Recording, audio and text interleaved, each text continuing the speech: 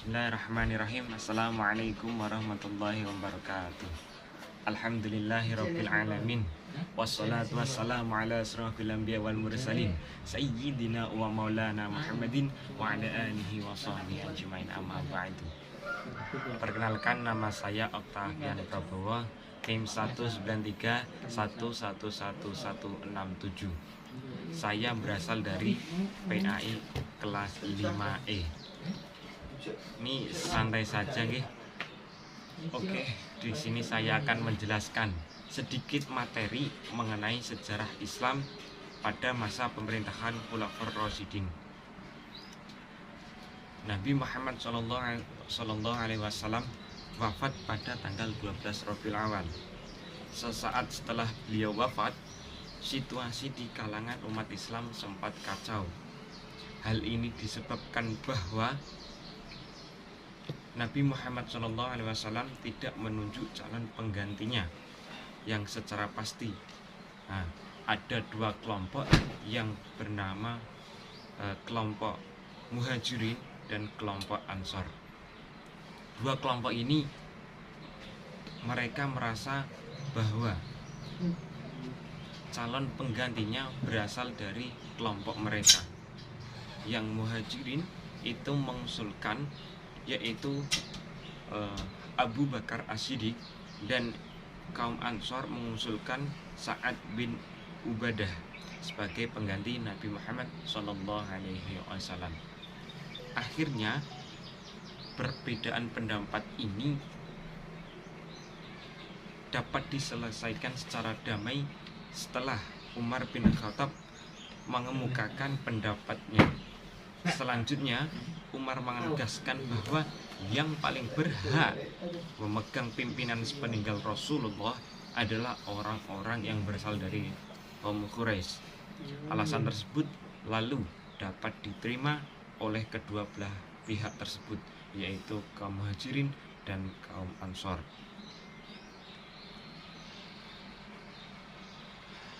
Oke, yang pertama yaitu masa pemerintahan dari Abu Bakar As-Siddiq. Abu Bakar As-Siddiq mempunyai karakteristik kepemimpinan yang lemah lembut atau low profile. Yang kedua adalah amat percaya diri dan sangat tegas. Yang ketiga yaitu sering bermusyawarah meskipun otoritas tetap di tangan beliau.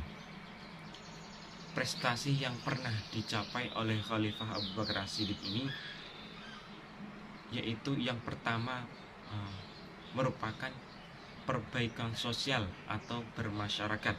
Yang kedua adalah perluasan dan perkembangan wilayah. Yang ketiga adalah pengumpulan ayat-ayat Al-Quran. Dan yang keempat sebagai kepala negara dan pemimpin umat Islam. Yang keenam, yang terakhir yaitu meningkatkan kesejahteraan umat. Hambatan yang pernah dihadapi oleh Khalifah Abu Bakar As-Siddiq yaitu memerangi orang-orang murtad, yaitu enggan membayar zakat, munculnya nabi palsu, pengumpulan Al-Quran, dan penaklukan Persia dan Syam. Selanjutnya adalah Khalifah yang kedua, yaitu pada masa pemerintahan Umar bin Khattab.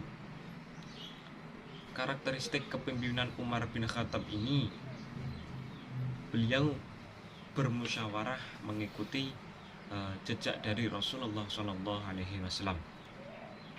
Kekayaan negara untuk melayani rakyatnya.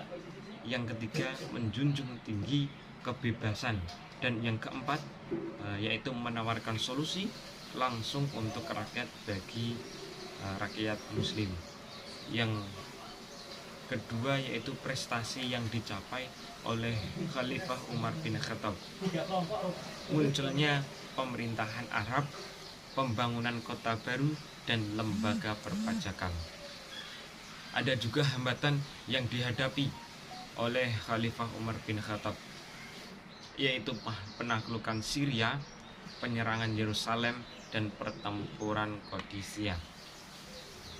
Khalifah yang ketiga yaitu pada masa pemerintahan Utsman bin Affan, Karakteristik kepemimpinan yaitu pemimpin yang soleh, penyantun, dan sabar.